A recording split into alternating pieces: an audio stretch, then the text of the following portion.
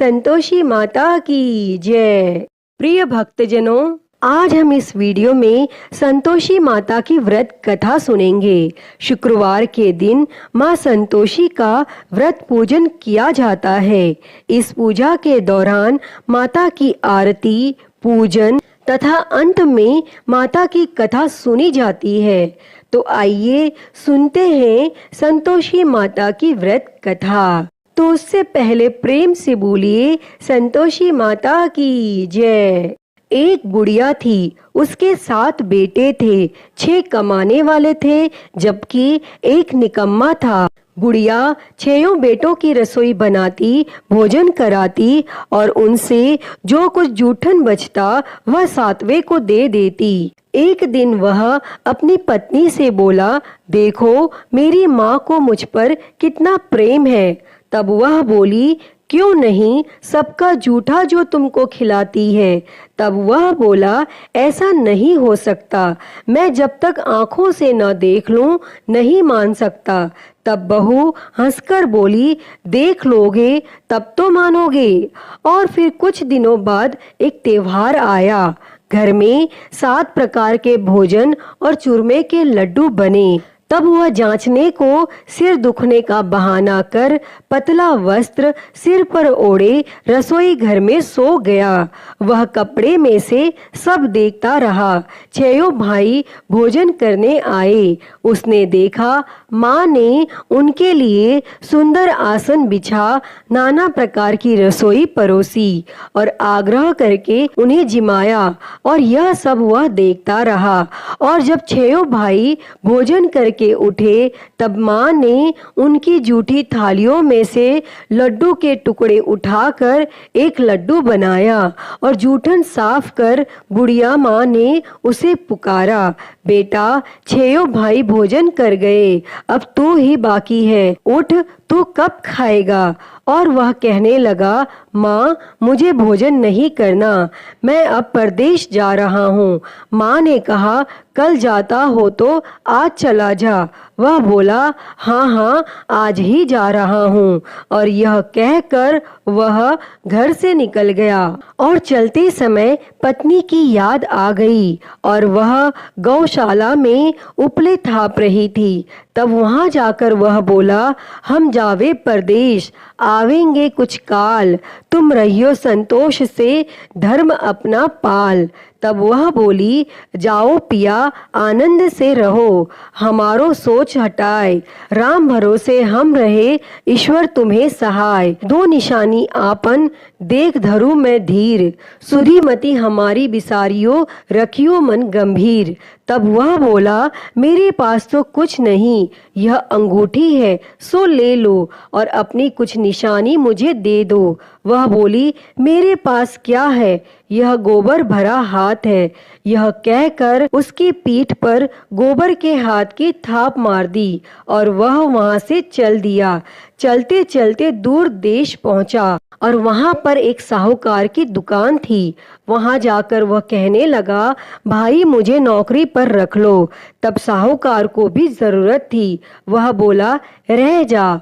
और तब उस लड़के ने पूछा, तनख्वाह क्या दोगे? साहूकार ने कहा, काम देखकर दाम मिलेंगे। तब उसे साहूकार की नौकरी मिली और वह सुबह 7 बजे से रात 10 बजे तक नौकरी करने लगा। और कुछ दिनों बाद दुकान का सारा लेन देन, हिसाब किताब, ग्राहकों को माल बेचना, सारा काम करने लगा। साहूकार के 7-8 नौकर थे, वे सब चक्कर खाने लगे। यह तो बहुत होशियार बन गया।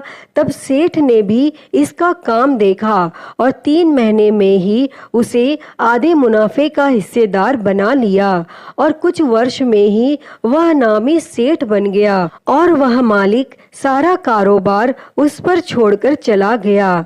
और इधर उसकी पत्नी को सास ससुर दुख देने लगे। सारी गृहस्थी का काम करा के उसे लकड़ी लेने जंगल में भेजते। इस बीच घर के आटे से जो भूसी निकलती उसकी रोटी बनाकर रख दी जाती और फूटे नारियल की नारेली में पानी। एक दिन वह लकड़ी लेने जा रही थी। रास्ते में बहुत सी स्त्रियां संतोषी माता का व्रत करती दिखाई दी। वह वहां खड़ी होकर कथा सुनने लगी और पूछा कि बहनों, तुम किस देवता का व्रत करती हो और उसके करने से क्या फल मिलता है? यदि तुम इस व्रत का विधान मुझे समझा कर कहोगे तो मैं तुम्हारा बड़ा एहसान मानूंगी। तब उनमें से एक स्त्री बोली, सुनो, यह संतोषी माता का व्रत है। इसके करने से निर्धनता, दरिद्रता का नाश होता है और जो कुछ मन में कामना हो सब संतोषी माता की कृपा से पूरी होती है। तब उसने उससे व्रत की विधि पूछी। तब वह भक्तिन स्त्री बोली, 1.25 आने का गुड़ चना लेना, इच्छा हो तो 5.25 आने का लेना या 1.25 रुपए का भी सहूलियत के अनुसार लाना। बिना परेशानी और श्रद्धा वो प्रेम से जितना भी बन पड़े सब लेना। प्रत्येक शुक्रवार को निराहार रहकर कथा सुनना। इसके बीच क्रम टूटे नहीं, लगातार नियम पालन करना। सुनने वाला कोई ना मिले तो घी का दीपक जला के उसके आगे या फिर जल के पात्र को सामने रखकर कथा कहना। और जब कार्य सिद्ध ना हो तो नियम का पालन करना। कार्य सिद्ध हो जाने पर व्रत का उद्यापन करना। और 3 मास में माता फल पूरा करती हैं। यदि किसी के ग्रह खोटे भी हों तो भी माता वर्ष भर में कार्य सिद्ध करती हैं और फल सिद्ध होने पर उद्यापन करना चाहिए, बीच में नहीं। उद्यापन में 2.5 सेर आटे का खाजा तथा इसी परिणाम से खीर तथा चने का साग करना। 8 लड़कों को भोजन कराना। जहाँ तक मिले देवर, जेठ, भाई बंधु के हों, न मिले तो रिश्तेदारों और पास पड़ोसियों को बुलाना, उन्हें भोजन कराना। यथाशक्ति दक्षिणा दे माता का नियम पूरा करना और उस दिन घर में खटाई न खाना। यह सुन बुढ़िया के लड़के की बहुत चल दी और रास्ते में लकड़ी के बोझ को बेच दिया और उन पैसों से गुड़ चना ले माता के व्रत की तैयारी कर आगे चली और सामने मंदिर देखकर पूछने लगी, यह मंदिर किसका है? सब कहने लगे, संतोषी माता का मंदिर है। और यह सुनकर वह माता के मंदिर में जाकर चरणों में लौटने लगी और विनती करने लगी, माँ, मैं निपट अज्ञानी हूँ, व्रत के कुछ भी नियम नहीं जानती, मैं दुखी हूँ। हे माता, हे जगत जननी, मेरा दुख दूर कर, मैं तेरी शरण में हूँ। तब माता को दया आई और एक शुक्रवार बीता कि दूसरे को उसके पति का पत्र आया और तीसरे शुक्रवार को उसका भेजा हुआ पैसा आ पहुंचा। यह देख जेठ जेठानी मुंह सिकोड़ने लगी। लड़के ताने देने लगे। काकी के पास पत्र आने लगे, रुपया आने लगा। अब तो काकी की खातिर बढ़ेगी। बेचारी सरलता से कहती, भैया कागज आवे रुपया आवे, हम सब के लिए अच्छा है। ऐसा कहकर आंखों में आंसू भरकर मातेश्वरी के चरणों में गिरकर रोने लगी। माँ, मैंने तुमसे पैसा कब मांगा है? मुझे पैसे से क्या काम है? मुझे तो अपने सुहाग से काम है। मैं तो अपने स्वामी के दर्शन मांगती हूँ।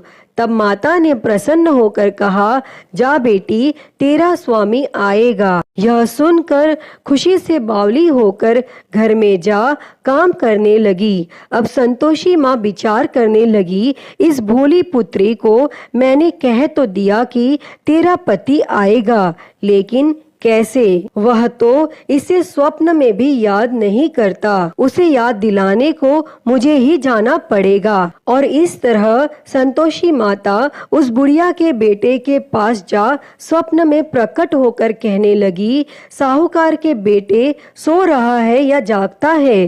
तब वह कहने लगा, माता, सोता भी नहीं जागता भी नहीं हूँ, कहो क्या आज्ञा है? माँ कहने लगी, तेरे घर बार कुछ है कि नहीं? वह बोला, मेरे पास सब कुछ है, माँ बाप है, बहू है, क्या कमी है? माँ बोली, भोले पुत्र, तेरी बहू घोर कष्ट उठा रही है। तेरे माँ बाप उसे परेशानी दे रहे हैं। वह तेरे लिए तरस रही है, तू उसकी सुध ले। तब वह बोला, हाँ माता, यह तो मालूम है, परंतु जाऊं तो कैसे? परदेश की बात है, लेन देन का कोई हिसाब नहीं, कोई जाने का रास्ता नहीं आता, कैसे चला जाऊं? तब संतोषी माँ कहने लगी, मेरी बात मान, सवेरे नहा धोकर संतोषी माता का नाम ले, घी का दीपक जला, दंडवत कर और दुकान पर जा बैठ। देखते देखते सारा लेन देन चुक जाएगा, जमा का माल बिक जाएगा, सांझ होते होते धन का भारी ढेर लग जाएगा। अब वह माता की बात मानकर अगले दिन नहा धोकर संतोषी माता को दंडवत, घी का दीपक जला, दुकान पर जा बैठा। थोड़ी देर में देने वाले रुपया लाने लगे और लेने वाले हिसाब लेने लगे। कोठे में भरे सामान के खरीदार नकद दाम दे सौदा करने लगे। शाम तक धन का भारी ढेर लग गया। मन में माता का नाम ले, चमत्कार देख प्रसन्न हो घर ले जाने के वास्ते गहना, कपड़ा, सामान खरीदने लगा और वह काम से निपट तुरंत घर को रवाना हुआ। उधर उसकी पत्नी जंगल में लकड़ी लेने जाती, लौटते वक्त माता जी के मंदिर में विश्राम करती और वह तो उसके प्रतिदिन रुकने का जो स्थान ठहरा, वह धूल उड़ती देख माता से पूछती है, हे माता, यह धूल कैसे उड़ रही है? तब माता कहती है, हे पुत्री, तेरा पति आ रहा है, अब तू ऐसा कर, लकड़ियों के 3 बोझ बना ले, एक नदी के किनारे रख, दूसरा मेरे मंदिर पर व तीसरा अपने सिर पर। तेरे पति को लकड़ियों का गट्ठर देख मोह पैदा होगा और वह यहाँ रुकेगा, नाश्ता पानी खाकर माँ से मिलने जाएगा। तब तू लकड़ियों का बोझ उठाकर जाना और चौक में गट्ठर डालकर जोर से आवाज लगाना, लो सासू जी, लकड़ियों का गट्ठर लो, भूसी की रोटी दो, नारियल के खेपड़े में पानी दो, आज मेहमान कौन आया है। तब उसने संतोषी माता से बहुत अच्छा कहकर वह प्रसन्न मन से लकड़ियों के 3 गट्ठर बनाती है, एक नदी के किनारे पर और एक माता जी के मंदिर पर रखती है। इतने में मुसाफिर आ पहुंचा। सूखी लकड़ियां देख उसकी इच्छा उत्पन्न हुई कि हम यहीं पर विश्राम करें और भोजन बनाकर खा पीकर गांव जाएं। और इस तरह रुककर भोजन बना, विश्राम करके वह गांव को गया, सबसे प्रेम से मिला। उसी समय सिर पर लकड़ी का गट्ठर लिए वह उतावली सी आती है, लकड़ियों का भारी बोझ आंगन में डालकर जोर से 3 आवाज देती है, लो सासू जी, लकड़ियों का गट्ठर लो, भूसी की रोटी दो, आज मेहमान कौन आया है। यह सुनकर उसकी सास बाहर आकर अपने दिए हुए कष्टों को भुलाने हेतु कहती है, बहू, ऐसा क्यों कहती है? तेरा मालिक ही तो आया है, आ बैठ, मीठा भात खा, भोजन कर, कपड़े गहने पहन। उसकी आवाज सुन उसका पति बाहर आता है, अंगूठी देख व्याकुल हो जाता है। माँ से पूछता है, माँ यह कौन है? माँ बोली, बेटा यह तेरी बहू है, जब से तू गया है तब से सारे गांव में भटकती फिरती है, घर का काम काज कुछ नहीं करती, 4 पहर आकर खा जाती है। वह बोला, ठीक है माँ, मैंने इसे भी देखा और तुम्हें भी, अब दूसरे घर की ताली दो, उसमें रहूंगा। माँ बोली, ठीक है, जैसा तेरी मर्जी। तब वह दूसरे मकान की 3री मंजिल का कमरा खोल सारा सामान जमाता है। एक दिन में राजा के महल जैसा ठाट बाट बन गया। अब क्या था, वह सुख भोगने लगी। और इतने में शुक्रवार आया। उसने पति से कहा, मुझे संतोषी माता के व्रत का उद्यापन करना है। पति बोला, खुशी से कर लो। वह उद्यापन की तैयारी करने लगी। जेठानी के लड़कों को भोजन के लिए कहने लगी। उन्होंने मंजूर किया, परंतु पीछे से जेठानी ने अपने बच्चों को सिखाया, देखो भोजन के समय खटाई मांगना। जिससे उसका उद्यापन पूरा न हो। और लड़के जिमने आए, खीर खाना पेट भर खाया, परंतु बाद में खाते ही कहने लगे, हमें खटाई दो, खीर खाना हमको नहीं भाता, देखकर अरुचि होती है। वह कहने लगी, भाई खटाई किसी को नहीं दी जाएगी, यह तो संतोषी माता का प्रसाद है। तब लड़के उठ खड़े हुए, बोले, पैसा लाओ। भोली बहू कुछ जानती नहीं थी, उसने पैसे दे दिए। तब लड़के उसी समय हट करके इमली खटाई ले खाने लगे। यह देखकर बहू पर संतोषी माता ने कोप किया। राजा के दूत उसके पति को पकड़कर ले गए। जेठ जेठानी मनमाने वचन कहने लगे, लूट लूट कर धन इकट्ठा कर लाया है, अब सब मालूम पड़ जाएगा जब जेल की मार खाएगा। तब बहू से यह सहन नहीं हुआ और वह रोती हुई संतोषी माता के मंदिर गई और कहने लगी, हे माता, तुमने क्या किया? हंसाकर अब भक्तों को रुलाने लगी। तब माता बोली, बेटी तूने उद्यापन करके मेरा व्रत भंग किया है। तब वह कहने लगी, माता, मैंने कुछ अपराध नहीं किया है, मैंने तो भूल से लड़कों को पैसे दे दिए थे, मुझे क्षमा करो, मैं फिर से तुम्हारा उद्यापन करूंगी। तब संतोषी माता बोली, अब भूल मत करना। तब वह कहती है, अब भूल नहीं होगी, अब बतलाओ वे कैसे आवेंगे? माँ बोली, जा पुत्री, तेरा पति तुझे रास्ते में आता मिलेगा। वह निकली, राह में पति आता मिला। वह पूछी, कहाँ गए थे? तब पति कहने लगा, इतना धन जो कमाया है उसका कर राजा ने मांगा था और वह भरने गया था। तब वह प्रसन्न होकर बोली, भला हुआ, अब घर को चलो। कुछ दिन बाद फिर शुक्रवार आया और वह बोली, मुझे फिर संतोषी माता के व्रत का उद्यापन करना है। तब पति ने कहा, करो। बहू फिर जेठ के लड़कों को भोजन के लिए कहने गई। जेठानी ने एक दो बातें सुनाई और सब लड़कों को सिखाने लगी, तुम सब लोग पहले ही खटाई मांगना। लड़के भोजन से पहले कहने लगे, हमें खीर नहीं खानी, हमारा जी बिगड़ता है, कुछ खटाई खाने को दो। वह बोली, खटाई किसी को नहीं मिलेगी, आना हो तो आओ। वह ब्राह्मण के लड़के लाकर भोजन कराने लगी। यथाशक्ति दक्षिणा की जगह एक एक फल उन्हें दिया। तब संतोषी माता प्रसन्न हुई और माता की कृपा होते ही 9वें मास में उसको चंद्रमा के समान सुंदर पुत्र प्राप्त हुआ और पुत्र को पाकर प्रतिदिन माता जी के मंदिर को जाने लगी। तब संतोषी माता ने सोचा, यह तो रोज आती है, आज क्यों न इसके घर चलूं। और यह विचार कर माता संतोषी ने भयानक रूप बनाया। गुड़ चने से सना मुख, ऊपर सूंड के समान होठ, उस पर मक्खियां भिन भिन कर रही थी। दहेली पर पैर रखते ही उसकी सास चिल्लाई, देखो रे, कोई चुड़ैल डाकिनी चली आ रही है, हे लड़कों इसे भगाओ, नहीं तो किसी को खा जाएगी। और तब लड़के भगाने लगे, चिल्लाकर खिड़की बंद करने लगे। बहू रोशनदान में से देख रही थी, प्रसन्नता से पगली बन चिल्लाने लगी, आज मेरी माता जी मेरे घर आई हैं। वह बच्चे को दूध पीने से हटाती है। इतने में सास का क्रोध फट पड़ा। वह बोली, क्या उतावली हुई है? बच्चे को पटक दिया और इतने में माँ के प्रताप से लड़के ही लड़के नजर आने लगी।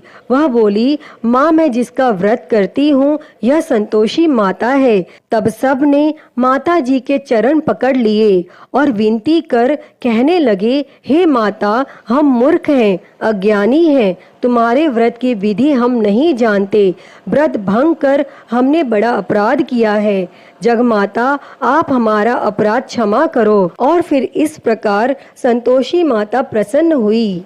हे माँ संतोषी, बहू पर प्रसन्न होकर बहू को जैसा फल दिया वैसा ही फल इस कथा को कहते, सुनते और हुंकारा भरते सबको देना, सबके मनोरथ को पूर्ण करना। तो प्रेम से बोलिए संतोषी माता की जय। प्रिय भक्तजनों, मैं उम्मीद करती हूँ कि आपको यह संतोषी माता की व्रत कथा पसंद आई होगी और अगर वीडियो अच्छी लगी हो तो इसे लाइक करें, ज़्यादा से ज़्यादा शेयर करें और कमेंट बॉक्स में संतोषी माता की जय लिखना ना भूलें। और महाकाल भक्ति ज्ञान चैनल को सब्सक्राइब कर नोटिफिकेशन बेल को ज़रूर ऑन कर लें। हर हर महादेव। धन्यवाद।